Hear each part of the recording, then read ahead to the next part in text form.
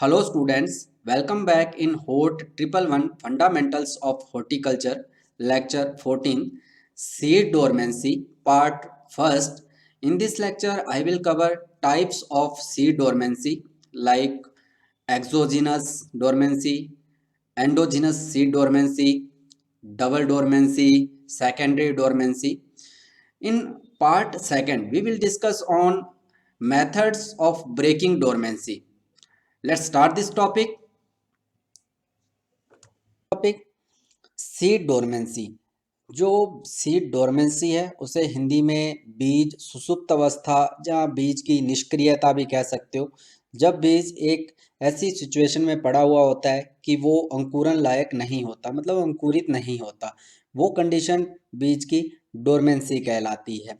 Dormancy is a condition where seeds will not germinate even when the environmental conditions such as water, temperature and air are favourable for germination. Dormancy एक ऐसी situation या एक ऐसी condition होती है बीज की जब वो जर्मिनेट नहीं होता, अंकुरित नहीं होता, जबकि जो एनवायरमेंटल परिस्थितियां हैं, एनवायरमेंटल यानी कि जलवायुवीय परिस्थितियां हैं, जैसे पानी है, तापमान है और एयर है, हवा है, वो फेवरेबल है जर्मिनेशन के लिए, अंकुरन के लिए, तो भी वो जर्मिनेट नहीं होता। इस कंडीशन को डोरमेंसी कहा जाता है। ठीक है, मतलब हर परिस्थिति अनुकूल होते हुए भी बीज का अंकुरन न होना या अंकुरित न होना डोरमेंसी कहलाती है।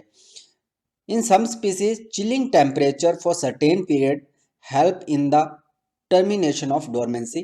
कुछ स्पीसीज के अंदर जो चिलिंग टेम्परेचर होता है, मतलब कम तापमान, ठीक है, यानी कि 7 डिग्री से बिलो टेम्परेचर कुछ समय तक देने से उनकी डोरमेंसी को हटाया जा सकता है। कुछ इसमें आपको कुछ मैं आगे टर्म्स यूज करूंगा तो आपको ज़्यादा ध्यान में रहेगा। एक साइड में पिक्चर बना हुआ है, जो पिक्चर में कुछ पार्ट होते हैं, जैसे जो ऊपर वाली कवरिंग रहती है ये टेस्टा कहलाता है, जिसको अपने सीड कोट या सीड कवर या सीड सेल बोल देते हैं। उसके अलावा एंडोस्पर्म होता है, ठीक है, ये वाली भाग भ्रूण पोष। फिर उसके अलावा एल्यूनोर लेयर पाई जाती है एक, ठीक है, लेयर पाई जाती है बीच में एक झिल्ली। उसके अलावा रेडिकल होता है, ठीक है, रेडिकल मतलब जहाँ से अपने जड़ का निर्माण होता है, बीज जब अंकुरित होता है नीचे जड़ का निर्माण करता है रेडिकल। उसके अलावा एपिकोटाइल होता है, ठीक है, एपिकोटाइल। इसके अलावा कोटिलेडोन होता है, कोटिलेडोन दल पत्ता जिसको कह देते हैं, ठीक है, कोटिलेडोन। अब अपने ऐसे कुछ बीज भी हैं जैसे जिनकी जो डोरमेंसी होती है वो तब तक डोरमेंट रहते हैं जब तक वो एक केमिकल कह लो जहाँ फ्रूट के अंदर रहते हैं, तो उनके अंदर कुछ इस प्रकार की डोरमेंसी होती है कि जैसे ही उनको बाहर निकाला जाता है रस से तो वो अंकुरित हो जाते हैं, और जब तक वो फल के अंदर रहते हैं वो एक केमिकल उनको उनके जर्मिनेशन को इनहिबिट करता रहता है, जैसे सिट्रस के अंदर रहता है। नींबू की जो वाइबिलिटी होती है बीज की कुछ ही महीने की होती है, मतलब 1 महीने की लगभग होती है। जब तक वो बीज नींबू के रस के अंदर या फल के अंदर होता है तब तक वो जर्मिनेट नहीं होता, और निकालते तुरंत ही उसको लगाना पड़ता है, रोपित करना पड़ता है, ठीक है, विद इन 1 मंथ, नहीं तो वो खत्म हो जाता है, उसकी वाइबिलिटी खत्म हो जाती है। इसके अलावा टाइप्स ऑफ डोरमेंसी, जो डोरमेंसी के प्रकार हैं, पहली है एक्सोजिनस डोरमेंसी, ठीक है, दूसरी होती है एंडोजिनस डोरमेंसी। फिर जो एक्सोजिनस है फिजिकल डोरमेंसी इसी में आ जाता है, इसका टाइप आगे एक मैकेनिकल डोरमेंसी आ जाती है और एक केमिकल डोरमेंसी। मतलब एक्सोजिनस को आगे 3 भागों में डिवाइड किया जाता है, फिजिकल, मैकेनिकल और केमिकल, ठीक है। एक चीज और याद रखने वाली बात है कि जनरली कुछ बुक्स के अंदर आपको जो डोरमेंसी के टाइप मिलेंगे, 2 टाइप मिलेंगे, प्राइमरी और सेकेंडरी। प्राइमरी डोरमेंसी के अंदर वो सारे के सारे कारक आ जाते हैं जो भ्रूण के रिलेटेड होते हैं, मतलब बीज से रिलेटेड, जो उसके इंटरनल कारणों के कारण होते हैं, जब बीज कवरिंग है या इसके कारण है, वो सारे के सारे प्राइमरी। और दूसरा होता है सेकेंडरी, मतलब जो एनवायरमेंटल कंडीशंस के कारण होता है, यानी कि जलवायु या परिस्थितियां अनुकूल नहीं है तो वो जर्मिनेट नहीं हो रहा, वो सेकेंडरी डोरमेंसी, ठीक है। पर कुछ उसको अपने आगे अगर क्लासिफाइड किया जाए तो इस प्रकार से होता है वो एक्सोजिनस, मतलब बहिर्कार बहिर्जात, डोरमेंसी जो सुसुप्त अवस्था होती है वो। तो इसको आगे मैंने बता ही दिया, 3 भागों में डिवाइड किया जाता है। फिर एंडोजिनस डोरमेंसी जो भ्रूण से रिलेटेड होती है, ठीक है। एक्जो से मतलब उसकी ऊपर वाली कवरिंग से रिलेटेड है, और एंडोजिनस मतलब मेन उसका जो भ्रूण है उसके ऊपर डिपेंड करती है। फिर इसके अलावा डबल डोरमेंसी आ जाती है। डबल डोरमेंसी से मतलब होता है जिसमें एक्सो और एंडो दोनों टाइप की डोरमेंसी पाई जाती है, वो डबल डोरमेंसी। और सेकेंडरी डोरमेंसी में जो मैंने अभी अभी पहले भी बताया था, प्राइमरी और सेकेंडरी के अंदर सेकेंडरी एनवायरमेंटल से रिलेटेड होती है, मतलब उसको आगे आप क्लासिफाइड कर सकते हो। तो पहले अपने स्टार्ट करते हैं एक्सोजिनस डोरमेंसी। एक्सोजिनस डोरमेंसी क्या होती है? This type of dormancy is A imposed by factor outside the embryo. जो इस प्रकार की सुसुप्त अवस्था होती है उसे एम्ब्रियो के बाहर के, भ्रूण के जो बाहर के कारक होते हैं उसे कॉज करते हैं, वो पैदा करते हैं। जैसे in endogenous dormancy the tissues enclosing the embryo can affect germination by inhibiting water uptake, providing mechanical resistance to embryo expansion and radical emergence, modifying gaseous exchange, limit oxygen to embryo, preventing leaching of inhibitors from the embryo and supplying inhibitor to the embryo. It is of 3 types। ये 3 प्रकार की होती है। पहले ये सोच सुन लें कि होता क्या है जी। वैसे जो एक्सोजिनस डोरमेंसी होती है, जो टिश्यू एम्ब्रियो को चारों तरफ से कवर रखते हैं, उत्तक जो भ्रूण को चारों तरफ से कवर रखते हैं, उनके कारण वो पैदा करते हैं, वो क्या करते हैं, या तो जो वाटर का अपटेक होता है, पानी को जो बीज ग्रहण करता है उसको रोक देते हैं, इनहिबिट कर देते हैं कि वो पानी ग्रहण ना करे। दूसरा, प्रोवाइडिंग मैकेनिकल रेजिस्टेंट, मतलब एक यांत्रिक उसको कह दो कि सुरक्षा कह लो, या रेजिस्टेंट पावर दे देते हैं कि भाई एम्ब्रियो है जो एक्सपांड ना हो सके, वो फैल ना पाए। जो भ्रूण है, ठीक है, उसको सिकोड़ के रखते हैं, दबा के रखते हैं कि वो फैले ना। अगर पानी का अपटेक कर लिया तो वो फूल जाएगा, उसको फूलने से रोकते हैं, ठीक है। इसके अलावा रेडिकल को भी, वो इमरजेंस होती है जो जहां से वो बाहर निकलेगा उस जगह को भी कवर करके रखते हैं कि वो बाहर ना निकल जाए रेडिकल, ठीक है। इसके अलावा मॉडिफाइंग गैसियस एक्सचेंज, जो गैस का एक्सचेंज होता है, विनिमय होता है, मतलब कह लो कि कुछ जो ऑक्सीजन अंदर चाहिए होती है, कार्बन डाइऑक्साइड बाहर निकलती है, मतलब ये चीजें जो होती हैं उसको भी मॉडिफाइड कर देता है, रूपांतरित कर देती है वो जो ऊपर वाली लेयर या टिश्यू पाए जाते हैं, जिससे एम्ब्रियो इनक्लोज्ड रहता है, ठीक है। जैसे ऑक्सीजन की जो लिमिट है उसको एम्ब्रियो तक पहुंचने की लिमिट को रिस्ट्रिक्ट कर दे। इसके अलावा preventing leaching of inhibitor from the embryo. जो इनिबिटर है, इनिबिटर चलो मैं आगे आपको बताऊंगा, कुछ केमिकल बन जाते हैं सॉरी, जो एम्ब्रियो के साथ में कुछ इनिबिटर बन जाते हैं। ये कह लो कि जब विकास हो रहा होता है, बीज का बन रहा होता है, उस टाइम कुछ केमिकल भी रिलीज होते हैं। वो केमिकल उस शेल जो ऊपर वाली कोट रहती है उसके अंदर इकट्ठे हो जाते हैं। तो जब तक वो केमिकल अंदर रहता है तब तक बीज जर्मिनेट नहीं होता। तो उस केमिकल को लीच करना पड़ता है, पहले हटाना पड़ता है वहां से। तो इसके लिए कुछ ट्रीटमेंट भी होते हैं, ठीक है, तो वो आगे पढ़ेंगे अपने। तो उस लीचिंग वाली प्रोसेस को वो रोकते हैं, वो प्रिवेंट करते हैं कि वो लीचिंग ना हो, वो केमिकल वहीं पे वहीं पड़ा रहे, वो ऊपर वाली जो टिश्यू है कवर। इसके अलावा कई बार जो ऊपर वाला कवर होता है वो सप्लाई भी करता है इनिबिटर की एम्ब्रियो को कि वो जर्मिनेट ना हो, ठीक है। मतलब एक तो वो लीचिंग से भी रोकता है, अगर पड़े हुए हैं पहले से बने हुए कुछ बीजों के अंदर, कुछ बीजों के अंदर क्या होता है कि वो और ज्यादा उसमें और इनिबिटर को अप्लाई कर डाल देता है कि वो और ज्यादा जर्मिनेट ना हो, और ज्यादा सुसुप्त हो जाए बीज, ठीक है। इसके अलावा इट इज ऑफ 3 टाइप्स, ये 3 प्रकार की होती है जो एक्सोजिनस डोरमेंसी है।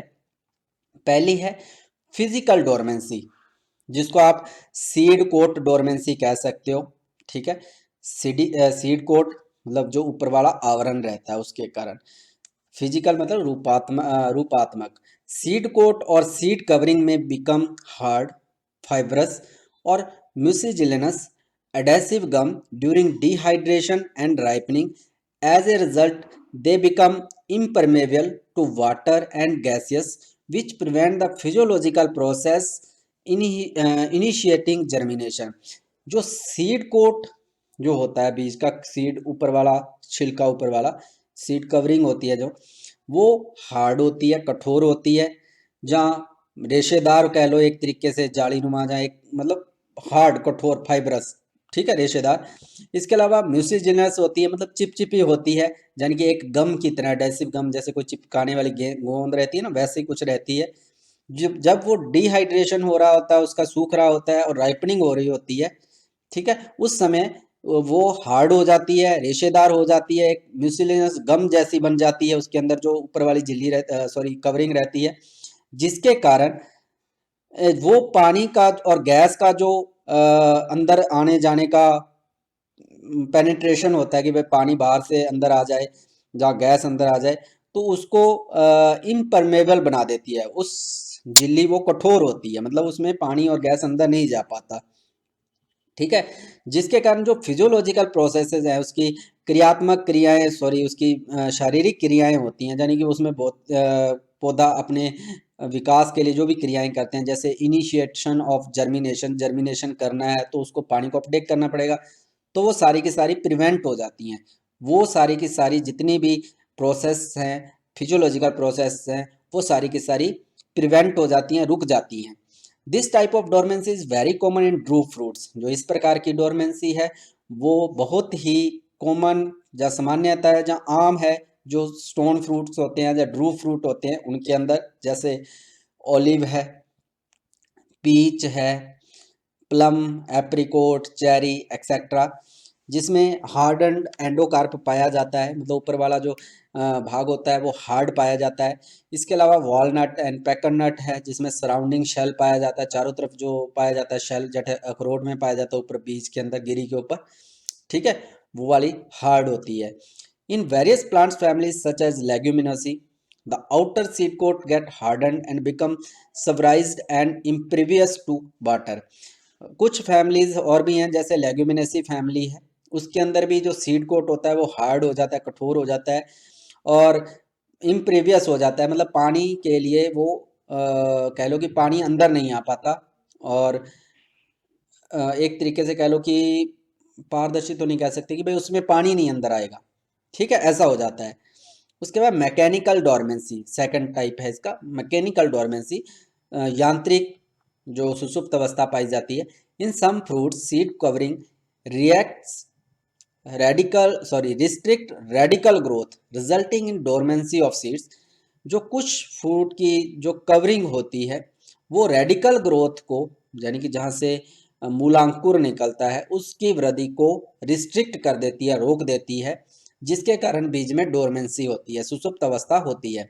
Some seed covering structures such as shell of walnut, pits of stone fruits and stones of olive are too strong to allow the dormant embryo to expand during germination। कुछ जो बीज covering structures हैं, जैसे walnut के अंदर उसका जो छिलका है, ऊपर वाला छाल है, ठीक है, अखरोट के अंदर। इसके अलावा जो स्टोन फ्रूट होते हैं उनके अंदर जो गुठलियाँ होती हैं वो। इसके अलावा stones of olive are too strong, जो स्टोन होता है ऑलिव का वो बहुत ही मजबूत होता है, जो कि डोरमेंट जो एम्ब्रियो होता है उसको जर्मिनेशन के समय, अंकुरण के समय एक्सपांड होने से रोकता है, ठीक है, अलाउ नहीं करता कि वो एक्सपांड हो जाए और वो फैल जाए, इतना ज़्यादा स्ट्रांग होता है। The water may be absorb but the difficulty arises in the cementing material in the walnut.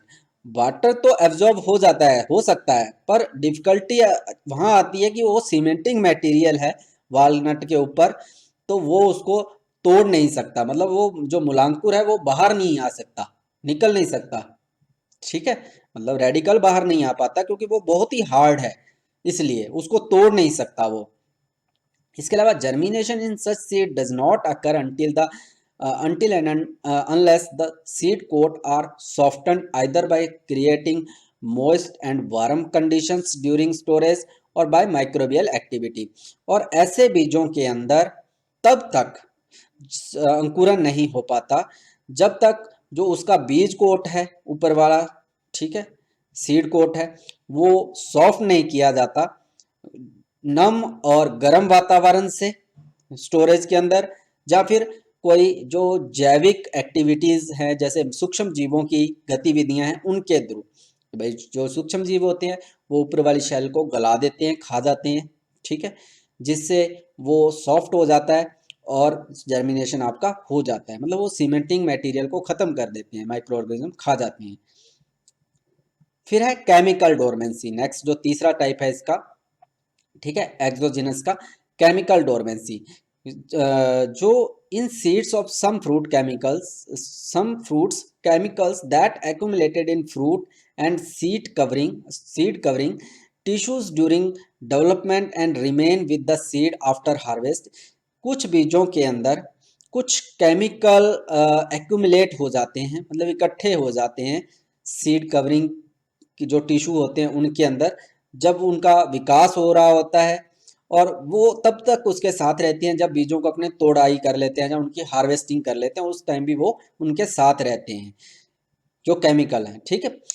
It is quite common in fleshy fruits और fruits, those seeds remain in juice as in citrus, cucurbits, stone fruits, pear, grapes and tomatoes.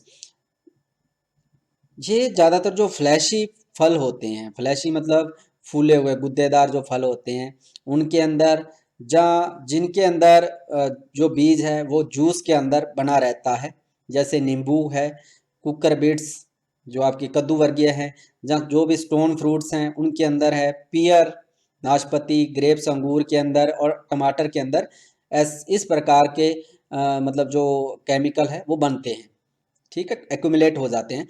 Some of the substances associated with inhibition are various phenols, coumarins and abscisic acid. जो कुछ ऐसे chemical हैं जो germination को inhibit करते हैं ना, inhibition का काम करते हैं, वो कुछ प्रकार के तो फिनोल्स हैं, इसके अलावा कुमारिन्स भी होता है और एब्सिसिक एसिड भी होता है, जो एक्यूमुलेट हो जाते हैं बीज के अंदर और जर्मिनेशन को होने नहीं देते। These substances can strongly inhibit seed germination, और जो इस प्रकार के सब्सटेंस होते हैं वो बहुत ही स्ट्रांगली कह लो, बहुत ही मजबूती के साथ बीज के जर्मिनेशन को रोकते हैं। इसके अलावा जो सेकंड टाइप था, ठीक है, पहला अपने एक्सोजिनस पढ़ा, अब सेकंड है एंडोजिनस डोरमेंसी। एंडोजिनस डोरमेंसी क्या होती है? This type of dormancy is imposed by rudimentary और undeveloped embryo at the time of ripening और मैच्योरिटी। जो इस प्रकार की डोरमेंसी है, सुसुप्त अवस्था है, वो राइपनिंग यानी कि मैच्योरिटी, जहाँ कह लो कि परिपक्वता के समय जो एम्ब्रियो होता है उसके अल्प विकसित होने के कारण, जहाँ कह लो कि कम विकसित अविकसित होने के कारण, ठीक है, पैदा होती है। मतलब जो एम्ब्रियो है, मैंने पहले बताया था, जो एक्सोजिनस है वो एम्ब्रियो के जो बाहर के कारक है, एम्ब्रियो से रिलेटेड नहीं, एम्ब्रियो के बिना जो भी कारक डोरमेंसी पैदा करते हैं वो एक्सोजिनस के अंदर आ जाते हैं, जैसे कवरिंग के कारण है वो चीज़, ठीक है, केमिकल है। और जो एंडोजिनस है वो ज़्यादातर भ्रूण से रिलेटेड है, मतलब रूडिमेटरी भ्रूण होना, अल्प विकसित होना, या अनडेवलप्ड होना, भाई उसका अविकसित होना भ्रूण का, जब राइपनिंग हो रही होती है, मैच्योरिटी हो रही होती है, तो उसे एंडोजिनस डोरमेंसी कहते हैं। This can be of different types such as morphological, physiological, double dormancy and second है मोर्फोलॉजिकल डोरमेंसी, यानी कि रूपात्मक सुसुप्त अवस्था। इसको आप रूडिमेंट्री एंड लीनियर एम्ब्रियो भी कह सकते हो, कि रूडिमेंट्री अल्प विकसित और लीनियर एक रेखिक भ्रूण का होना। Dormancy occur in some seeds in which the embryo is not fully developed at the time of seed dissemination। Seed dissemination के समय जब बीज अलग किया जाता है, जहाँ हार्वेस्ट किया जाता है, उस समय जो एम्ब्रियो भ्रूण होता है वो पूरी तरह से विकसित नहीं हुआ होता।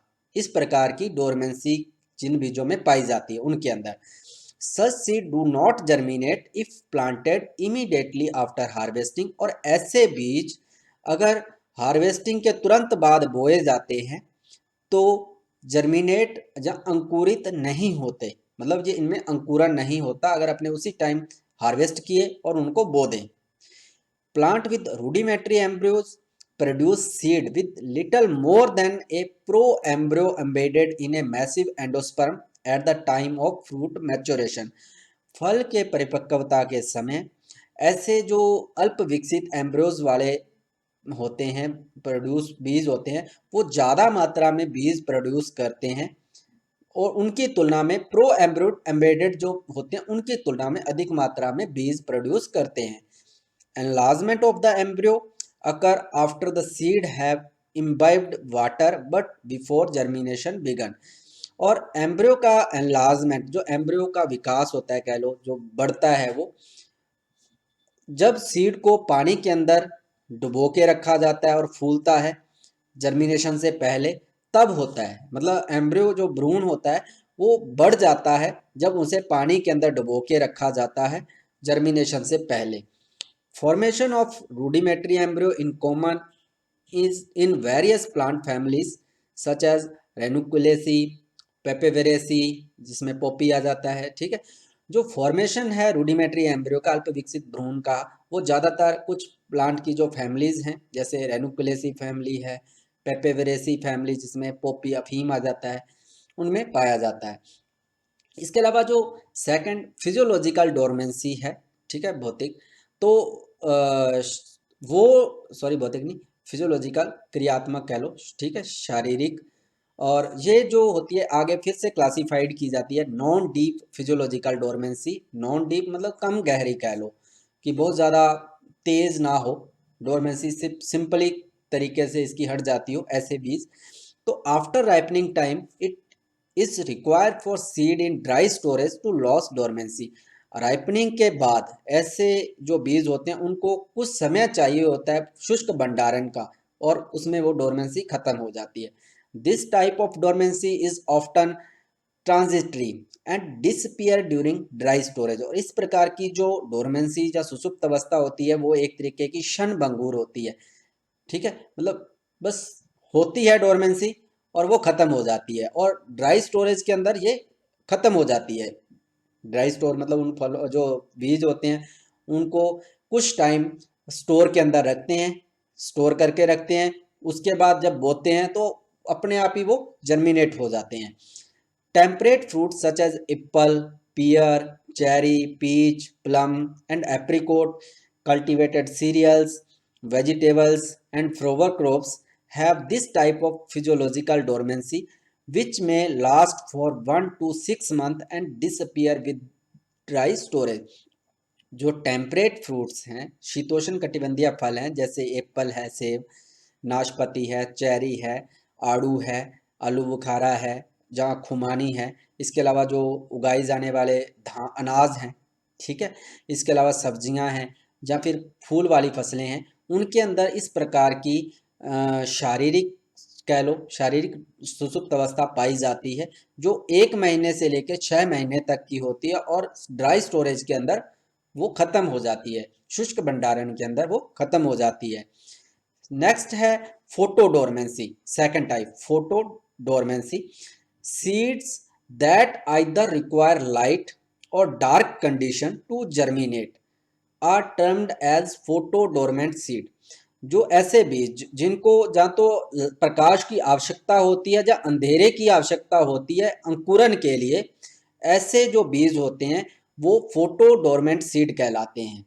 ठीक है, दीप्तिक सुसुप्त अवस्था कह सकते हो एक तरीके की, मतलब प्रकाश की आवश्यकता होती है जहाँ फिर नहीं होती, अंधेरे की आवश्यकता होती है, ऐसे बीज। It is due to photochemically released chemically reactive pigment called photochrome widely present in some plants। जो इस प्रकार की डोरमेंसी होती है वो फोटोकेमिकली रिएक्टिव पिगमेंट पाया जाता है, फाइटोक्रोम, उसके कारण पौधों के अंदर पाई जाती है।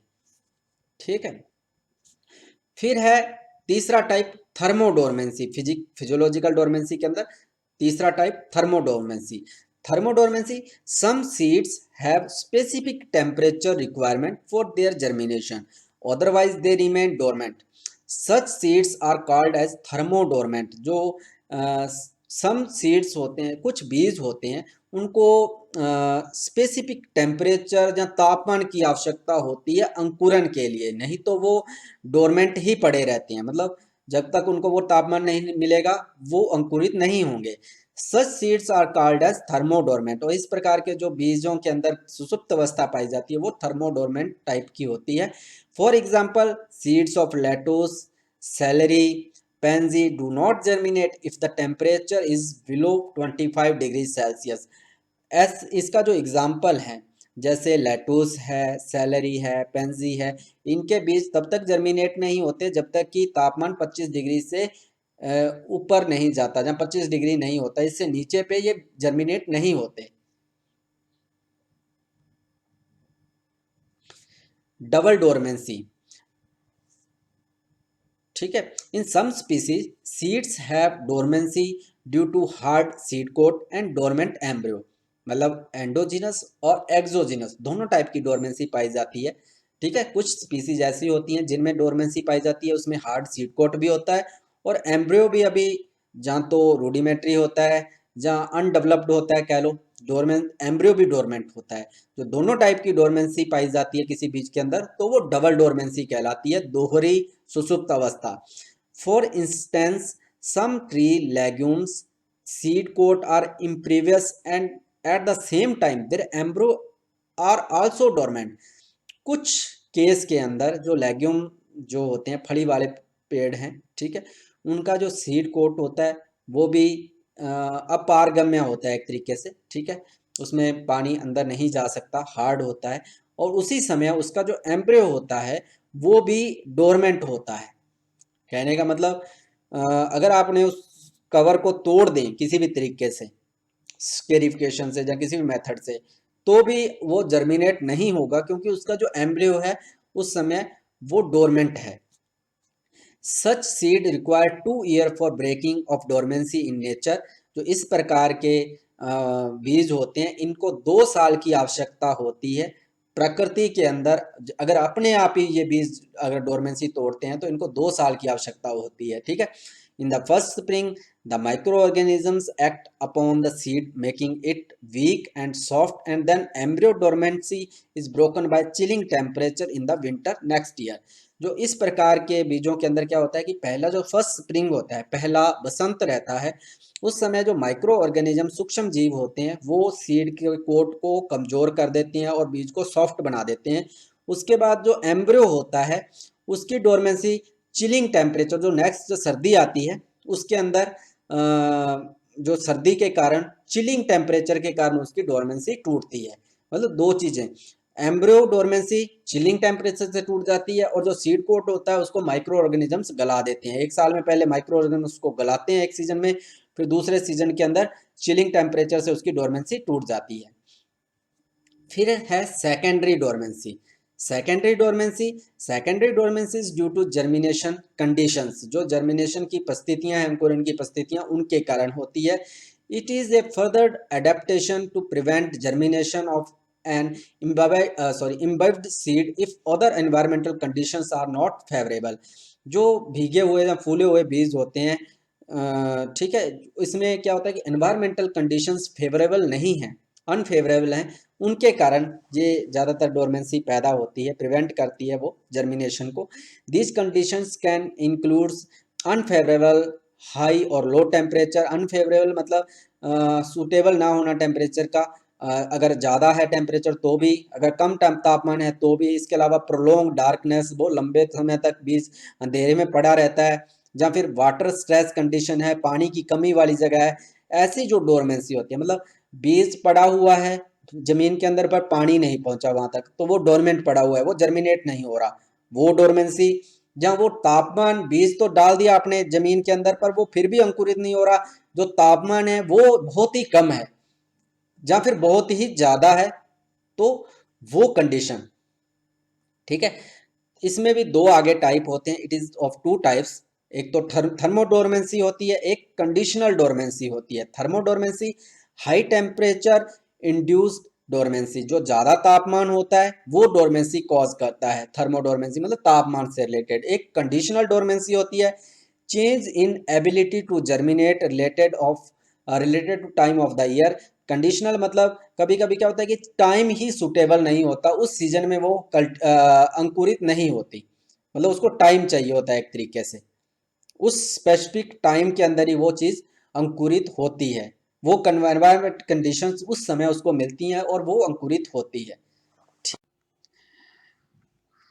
मेथड्स जो डोरमेंसी तोड़ने के हैं वो अपने लेक्चर सेकंड के अंदर कवर करेंगे, पार्ट सेकंड के अंदर कवर करेंगे। वीडियो का लेंथ थोड़ा ज़्यादा हो रहा था तो उसे मैंने पार्ट सेकंड के अंदर रखा है। Thank you.